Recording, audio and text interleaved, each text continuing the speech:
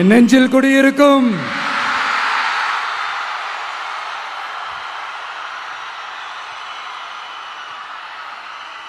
தமிழக மக்கள் உங்கள் அனைவருக்கும் என்னுடைய வணக்கமும் என்னுடைய நன்றிகளும். குறிப்பா திருச்சி கிழக்கு தொகுதி மக்கள் உங்கள் அனைவருக்கும் என்னுடைய ஸ்பெஷல் வணக்கமும் ஸ்பெஷல் நன்றிகளும். இதை நான் ஏன் இப்படி சொல்றேன்னா, என்னை இப்போ பெரம்பூர் தொகுதி எம்எல்ஏன்னு தான் சொல்லுவாங்க. பட் ஆனால் அது எலெக்ஷன் கமிஷனோட அந்த சட்ட விதிகளுக்கு மட்டும்தான் அப்படி. ஆனால் என்னை பொறுத்த வரைக்கும், தமிழ்நாட்டை பொறுத்த வரைக்கும், தமிழ்நாட்டுக்கு எப்படி திருச்சி ஒரு இதயம் மாதிரியோ, அந்த மாதிரி என்னோட இதயத்துக்கு திருச்சி கிழக்கு தொகுதி மக்களும் ரொம்ப ரொம்ப ரொம்ப க்ளோஸ் தான். அதுல எந்த மாற்றமும் கிடையாது. சரிங்களா?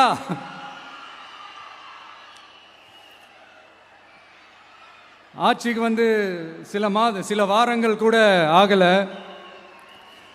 6 மாசம் அமைதியா இருப்போம்னு சொன்னவங்களாம் 6 நாள் கூட அமைதியா இருக்க முடியல. ஆட்சிக்கு அரை மணி நேரத்திலே ஆரம்பிச்சிட்டாங்க. பாவம், ஒரு கல்யாண வீட்டிலலாம் போய் புலம்பிட்டு இருக்காங்க. நான் சொன்னதெல்லாம் நடக்குதா? 1 by 1 எல்லா புலம்பல்ஸும். அது மாதிரி இத்தனை வருஷமா மாத்தி மாத்தி உங்களை ஏமாத்திக்கிட்டு இருந்த இந்த 2 பேரையும் வேண்டாம்னு சொல்லி ஒதுக்கிட்டு உங்களுக்காக உண்மையா உழைக்க வந்த உங்க விஜய,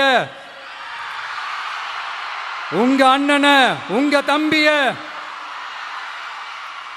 முதல் அமைச்சரா இல்ல முதல் சேவகனா ஆக்கியிருக்கிறீங்க. தலை வணங்கி ஒட்டுமொத்த தமிழக மக்களுக்கும் இந்த நேரத்தில் என்னுடைய நன்றியை தெரிவிச்சுக்கிறேன். இந்த நேரத்தில் எங்களுக்கு ஆதரவு தெரிவிச்ச அத்தனை இயக்கங்களுக்கும், அத்தனை இயக்கத்தின் தலைவர்களுக்கும் மீண்டும் என்னுடைய நன்றியை தெரிவிச்சுக்கிறேன்.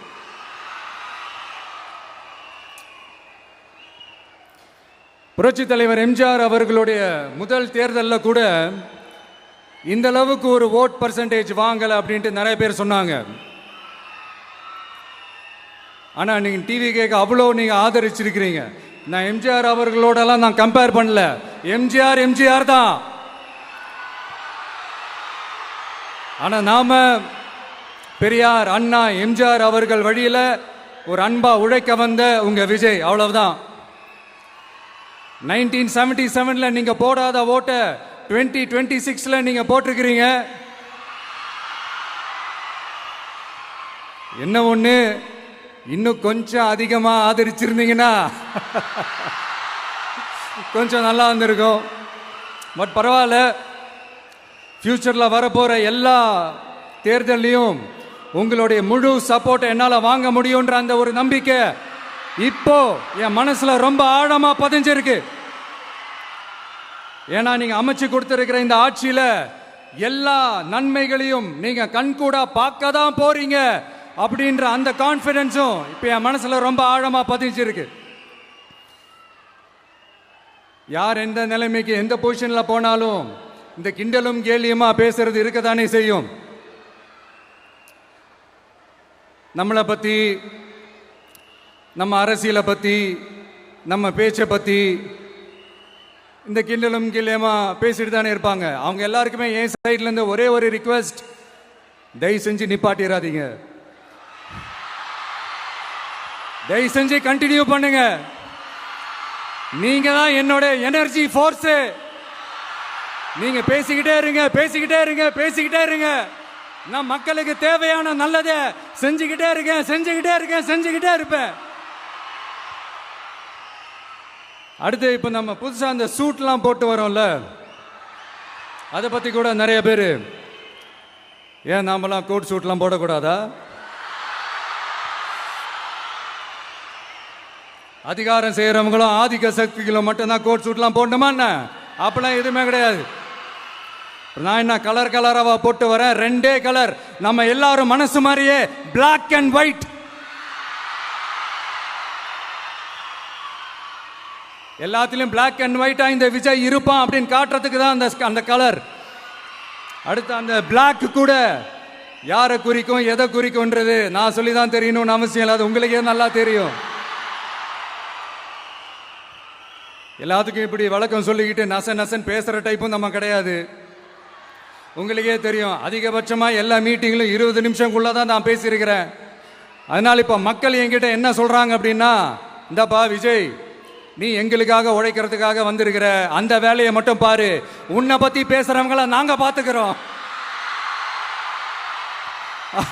அப்படின்னு சொல்லிட்டாங்க. சரி, ஆனது ஆச்சு. இப்போ என்ன, உனக்கு எதிரிகளே இல்லையா அப்படின்லாம் கேட்டா, அப்படிலாம் நான் சொல்ல மாட்டேன், அப்படிலாம் நான் நினைக்கவும் மாட்டேன், அப்படி நினைக்கவும் கூடாது. இப்பவும் சொல்றேன், அரசியல் ரீதியா சொல்றேன், 2 பேருக்கு நடுவுல தான் போட்டியே. ஒன்னு இன்னொன்னு, எஸ், ஒன்னு டிவிக்கு, இன்னொன்னு டிஎம்கே. இதுக்கு நடுவுல வேற யாருக்கும் எந்த வேலையும் கிடையாது. ஏதாவது இருக்குன்னு சொல்றீங்க?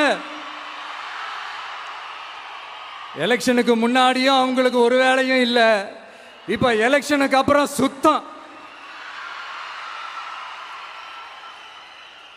ஆனா இந்த திமுகவும் மற்றும் பலரும் ஒன்னா சேர்ந்துக்கிட்டு இந்த விஜயோட ஆட்சி வந்துடக்கூடாதுன்னு சொல்லி ஒரு கூத்து ஒண்ணு பண்ணாங்களே, அந்த கடைசி 5 நாள், அடாடாடாடாடா, நமக்கெல்லாம் ஓஹோ இப்படியெல்லாம் கூட நடக்குமோ என்ன கூத்துங்கிறீங்க.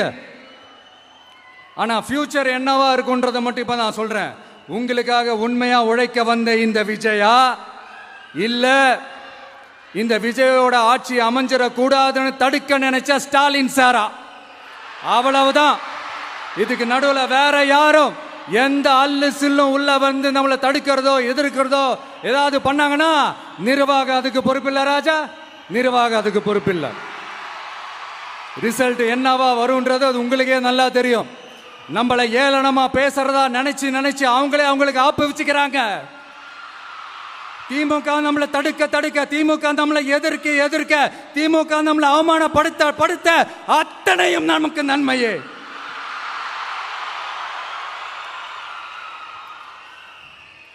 ஒன்று கவனிச்சிங்களா மக்களே, நம்ம ஆட்சிக்கு வந்ததுக்கு அப்புறம் ஒரு விஷயம் ஒன்று நடந்துகிட்டு இருக்கு. இது இந்த ஜென்சி தலைமுறையை அட்ராக்ட் பண்றதுக்காக இங்கிலீஷ் தமிழ் கலந்த அறிக்கை, அது சொல்ல வந்த நினைச்சிங்களா? அந்த காமெடி எல்லாம் கிடையாது.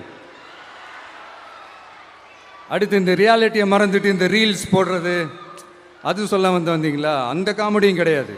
இது சீரியஸாக ஒரு விஷயம் நடந்துகிட்டு இருக்கு. முன்னெல்லாம் சட்டசபையில் யார் பேசுனா நமக்கு என்ன, யார் அடிச்சுக்கிட்டா நமக்கு என்னன்னு இருந்த கூட்டம்லாம் இப்போ சட்டசபையில் என்ன நடக்குது, என்ன பேசிக்கிறாங்கன்றது ரொம்ப உன்னிப்பாக கவனிக்கிறாங்க. கவனிச்சிங்களா?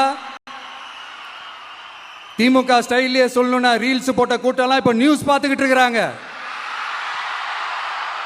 அதுல நமக்கு சந்தோஷம் தான், பெருமை தான். நம்மளுடைய யங்ஸ்டர்ஸ், நம்ம பெண்கள் எல்லாம் அந்த அரசியல் என்னன்னு தெரிஞ்சுக்கணும், அந்த அரசியல் என்னன்னு புரிஞ்சுக்கணும்னு அப்படி ஒரு விழிப்புணர்வு ஏற்பட்டிருக்கு. அதுல எங்களுக்கு சந்தோஷம் தான். இதெல்லாம் யாரால நடந்திருக்கின்றது நான் சொல்லிதான் உங்களுக்கு தெரியணும்னு அவசியம் இல்லை, அது உங்களுக்கே நல்லா தெரியும். இப்படிப்பட்ட நம்ம தெய்வங்களை, இப்படிப்பட்ட நம்ம மக்களை தற்குறின்றது